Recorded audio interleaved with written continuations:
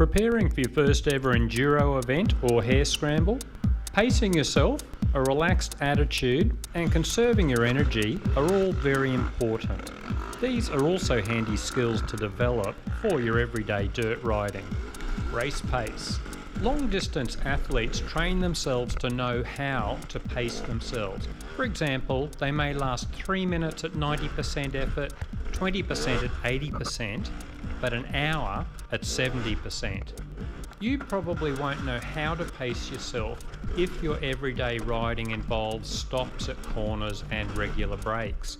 If you consciously decide to ride at a medium pace for an hour without a break, you'll probably find yourself exhausted sooner than expected. Try riding non-stop for 1 to 3 hour lengths and at different speeds to learn how to pace yourself.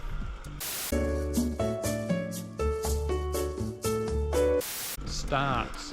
For a longer race, the best advice I ever got was don't scream off at the start when you're a beginner. It's common for riders to get super hyped at the start as their body floods with adrenaline and go full throttle. Usually within minutes they are wrapped around a tree, pulled over and gasping for breath, or riding like crap as the arm pump kicks in. Ignore the other riders, stick to the pace you know will get you through to the end, and give your muscles a chance to warm up. In your first race, it can even be a good idea to let the others get ahead so you can focus on your own race. A coach once told me many of the top European riders in the 6-day events take off this way. They'll start their bike, give it a little rev, check their goggles, and after a few seconds, calmly put it into gear and potter off. They are deliberately fighting off that adrenaline rush that can bugger up their race pace and strategy. Attitude.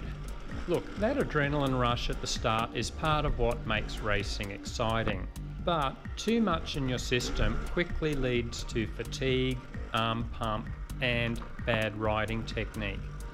At the start and throughout the race, remind yourself to stay calm and breathe. It's funny how often fatigue results because riders are holding their breath when they give in to that adrenaline rush. A lot of coaches and experienced racers say you need to remind yourself that racing is meant to be fun.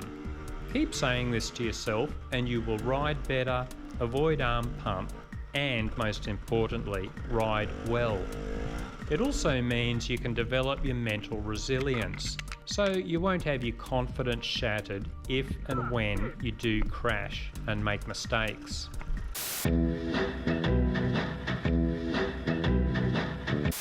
Conserving energy.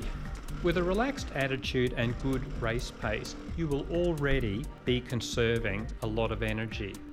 While you have more control in most situations standing on a dirt bike, in a longer race it helps to sit more often when you get to smoother sections. There are definitely times that suit standing or sitting better, which we've covered in another training vid. If you watch the top extreme enduro riders at the 4-day Romaniacs event, you'll see them sitting as much as they can. When they come to tough obstacles, you'll also see they don't rush in, but will even stop sometimes to look for alternative lines through. Always take the time to check first. It could save minutes of energy-sapping wrestling with your bike in a nasty section.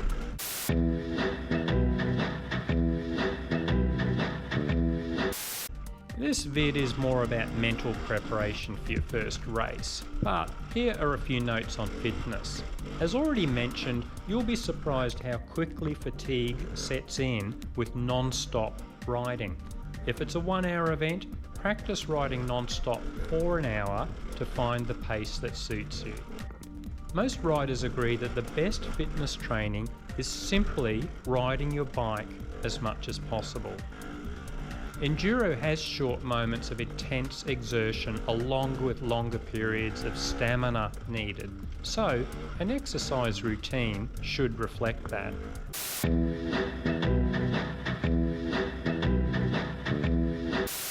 few final tips. We've already covered some important areas in other vids, so just click on these links for more information. First, make sure you watch your hydration before, during and after the race. 2. If it's going to be hot, make sure you've got well ventilated gear and avoid getting overheated. 3. Even the fittest riders can suffer from arm pump. We've compiled a pile of tips here which can hopefully fix the situation. 4. Finally, just work on your riding technique. Look for your weak spots and work on them. Hopefully we'll have a training vid that can help. See the complete list on our website or on this YouTube channel.